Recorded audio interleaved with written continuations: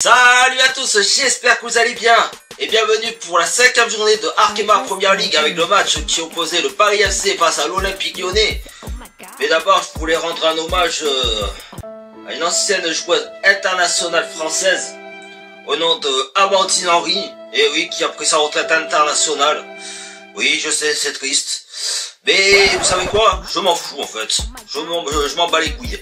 Allez, sur ce les amis, bonne vidéo à tous. Déjà, bon, je vais vous avouer une petite chose les amis. Donc oui, dimanche après-midi, j'ai regardé le match en direct. Bon, c'est juste pas interagi avec mes réseaux sociaux, hein. Voilà, histoire de bien souffler un petit peu de ce week-end. Qu'est-ce qu'on peut retenir de ce match nul vraiment exceptionnel contre l'Olympique Lyonnais?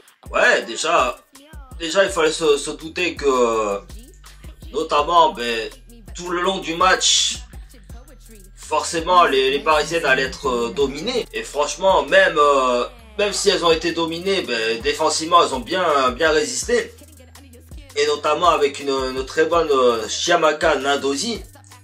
Oui, je précise Nadosi parce que un certain commentateur pro-lyonnais qui dit Nadosier, voilà, au nom de monsieur Romain Ballan, je sais pas quoi. Et puis c'est vrai que je regarde un petit peu le jeu des Lyonnaises. Bon, bien sûr, elles étaient vraiment assidues sur toutes les possessions de ballon du Paris FC, avec un pressing assez haut, finalement. Mais c'est vrai que je me mets à la place d'un supporter des Lyonnaises. Et franchement, quand je vois toutes ces occasions qu'elles se sont créées durant la première période, du moins, je comprends pas comment il y en a aucun qui a fini au fond des filets. Bon. Forcément, il y a eu une très bonne Chiamaka Nadosi dans les cages, mais c'est vrai que quand on regarde les occasions qu'elles se sont créées, notamment une que j'ai retenue, celle de Lindsay Horan, une demi-volée qui passe, qui croise un peu trop sa demi-volée, alors que Chiamaka était totalement battue. Enfin, il y a eu énormément d'occasions des Lyonnaises, et franchement, je ne comprends pas comment ça n'a pas fini au fond des filets, quoi. Alors c'est vrai qu'il y a eu cet enchaînement forcément de Ligue des Champions et de championnat, vu qu'elles ont affronté Wolfsburg en Ligue des Champions avec une victoire de 2-0. Alors est-ce que c'est justement ce match qui les a un petit peu fatiguées, on va dire, pour dire qu'elles n'étaient pas forcément à fond sur ce match contre le Paris FC, ou c'est vraiment un manque de bol, quoi.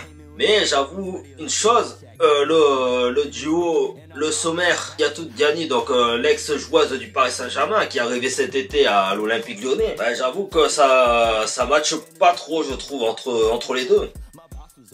Alors après, je sais pas si l'entraîneur avait déjà testé ce duo auparavant sur les matchs de préparation ou de Ligue des Champions. Enfin, de match de championnat, pardon. Mais pour moi, c'est pas un duo gagnant, quoi. Alors que si, je parle un petit peu pour les Lyonnaises, mais si l'entraîneur justement avait mis des automatismes qui fonctionnent depuis pas mal de saisons, en l'occurrence Egerberg et Le Sommer par exemple, ou même avec la nouveauté de l'ex-joueuse du Paris Saint-Germain, également Dabinta Chawinga, je pense que la physionomie du match aurait été tout autre, quoi. Je pense que le Paris FC aurait perdu le match dès la première période. Mais c'est vrai que ce duo ou ce trio avec Lindsay Horan, on sent que ça matche pas trop entre les trois, quoi. Et puis du côté du Paris FC, bon, malgré cette nette domination des Lyonnaises, je trouve qu'il y a eu quand même des situations intéressantes pour le Paris FC. Bon, malheureusement sans trop grande conviction face à Christian Endler. Mais malgré tout, faut quand même féliciter cette équipe du Paris FC. Déjà qui a bien résisté défensivement, comme je dis, aux assauts des Lyonnaises. Et offensivement, qui a essayé des choses. Même si elles ont buté sur une très bonne défense lyonnaise. En l'occurrence avec Wendy Renard et Vanessa Gilles. Et d'ailleurs, en parlant de ces deux joueuses, je vous avoue que ça m'a beaucoup étonné qu'elles se soient pas imposé dans les phases de coups de pied arrêtés. Parce qu'on sait très bien que c'est deux joueuses qui sont grandes vraiment de taille, qui peuvent mettre des têtes décisives pour mettre le ballon au fond des filets. Mais encore une fois, ben, on les a pas trop vus, quoi. On les a pas trop vus à l'œuvre. Surtout, bon, après, c'est vrai que les corners, la plupart étaient un petit peu mal tirés, premier ou deuxième poteau. Mais aussi, il y avait une Chiamaka Nadosi vraiment énorme, quoi. Vraiment énorme dans ses cages. Que ce soit sur phase de coup de pied arrêté ou même sur les occasions, elle était là, quoi. Moi, qu'il a beaucoup critiqué en ce début de saison, suite à ces quelques petites boulettes qu'elle avait commises en Ligue des Champions ou en championnat. Et là, je valide totalement. Je valide totalement sa performance. Et puis j'espère que ce sera ainsi pour les autres matchs à venir. Et puis après, bon oui, il y a eu voilà une ou deux situations intéressantes. Donc pour le Paris FC avec Clara Matteo sous un bon service de Daphné Corboz qui a été vraiment énormissime ce dimanche. Après il y a eu la tentative de Gaëtan Siné, mais là aussi c'est passé totalement dessus. Bon, elle a pris des risques, hein, vous allez me dire, mais voilà. Après il y a eu une occasion en deuxième période de Clara Matteo qui aurait pu décaler sur Julie Dufour. Mais après, c'est vrai qu'avec le retour défensif des Lyonnaises derrière, ça aurait été un petit peu compliqué. Alors peut-être qu'elle aurait réussi à mettre le ballon au fond des filets, qui sait, mais c'était assez dur. Hein. Mais faut quand même féliciter cette équipe parisienne d'avoir créé, on va dire, un mini exploit de tenir en échec cette équipe lyonnaise. Après voilà, hein, j'avoue que cette équipe lyonnaise, je m'attendais vraiment justement à une prestation XXL de leur part. Et comme j'ai dit tout à l'heure, c'est un petit peu la fatigue du match de Ligue des Champions qui a traîné un petit peu, quoi. Même si l'entraîneur a fait un petit peu tourner l'effectif. Mais voilà, quoi. Après voilà, après, comme je dis, voilà, cette mini-victoire, ben, ça fait quand même du bien à tout le monde, hein, parce que je pense qu'à l'avant-match, tout le monde disait, ouais, les Lyonnaises, elles vont gagner le match, machin, tatati, tatata, mais au final, c'est une équipe lyonnaise, bon, qui a bien performé, mais qui a eu quand même du mal à transformer leurs occasions en but, quoi. Et comme je dis, ça efface un petit peu la large défaite que le Paris FC a subi l'année dernière, son score de 6-1. À ce même match à domicile, ça fait du bien et ça fait un petit peu quand même oublier cette courte défaite il y a 2-3 journées de ça contre les Stéphanoises. Parce que bon, voilà, comme je le dis, c'est, on va dire, sur des petits détails, on va pas se cacher dessus, mais c'est vrai que cette défaite contre Saint-Etienne fait un petit peu mal. Mais bon. C'est comme ça. Ensuite, pour aborder un petit peu les prochaines rencontres, qui sera au mois de novembre, vu qu'il y a la trêve internationale au moment où je tourne cette vidéo. Donc ce sera contre le FC Nantes, qui reste sur une très bonne série de matchs, sur une très bonne dynamique de début de saison. Bon, mis à part leurs 2 défaites contre Saint-Etienne et le Paris Saint-Germain, donc la journée précédente. Mais je vous avoue que ça reste justement cette équipe promue qui reste la plus grosse surprise de ce championnat. Parce que moi, c'est vrai qu'il y a 2-3 ans de ça, j'avais vu cette équipe de FC Nantes qui évoluait en 2e division et qui avait affronté justement l'équipe de Mérignac-Carlac, donc qui émerge en Régional 1 à l'heure actuelle. Mais c'est vrai que je voyais cette équipe de Nantes comme des potentiels candidates pour cette Arkema Première Ligue. Bon, après c'est vrai qu'il y a eu un renforcement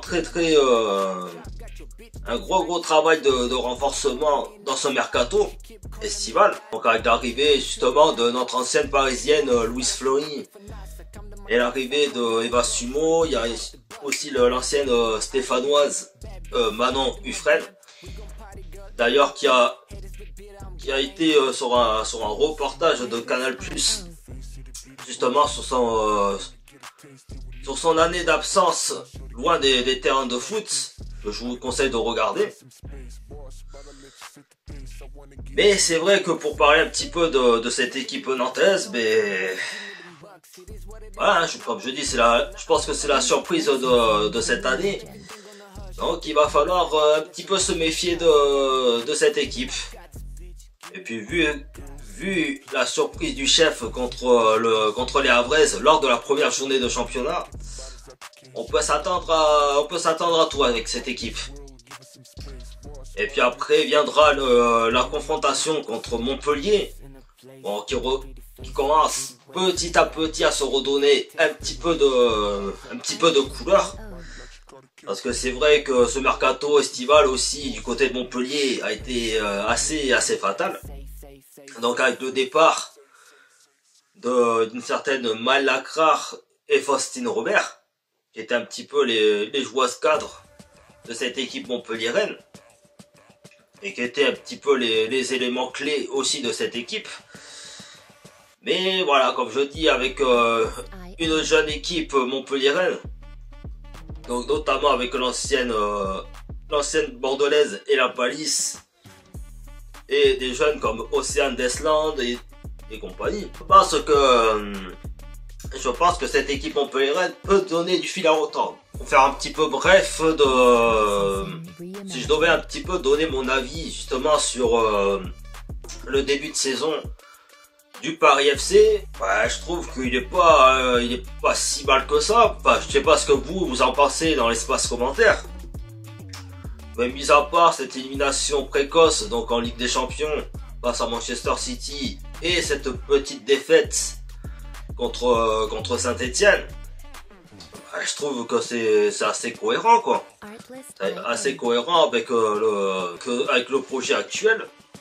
Alors même si les prochains mois ou les prochaines saisons, ce sera une ambition bien plus différente que celle actuelle, mais je trouve que c'est quand même assez correct de leur part, quoi. Après bien sûr la route est encore longue pour espérer se qualifier dans les 4 premières places pour les playoffs, pour les phases finales de cette saison régulière.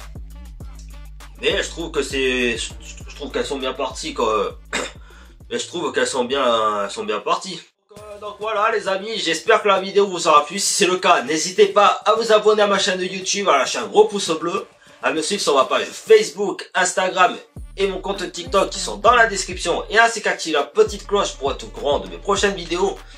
Donc là, c'est la petite pause internationale pour l'équipe de France, pour préparer l'Euro 2025, donc à la fin de la saison en plus. D'ailleurs, j'en profite pour féliciter les Parisiennes qui ont été sélectionnées pour l'équipe de France première. Donc en l'occurrence Clara Matteo, Lou Bogart, Margot Lemuel et Julie Dufour. Donc félicitations à vous 4. Et puis sur ce, on se retrouve. Alors pour la prochaine rencontre, ce sera début du mois de novembre. Donc contre le FC Nantes à l'extérieur. Et puis je vais peut-être réfléchir à faire un petit nouveau concept sur ma chaîne YouTube, histoire de faire passer un petit peu le temps des trêves internationaux, voilà, pour pas que vous soyez en manque de contenu sur ma chaîne YouTube. Donc peut-être sur du gaming.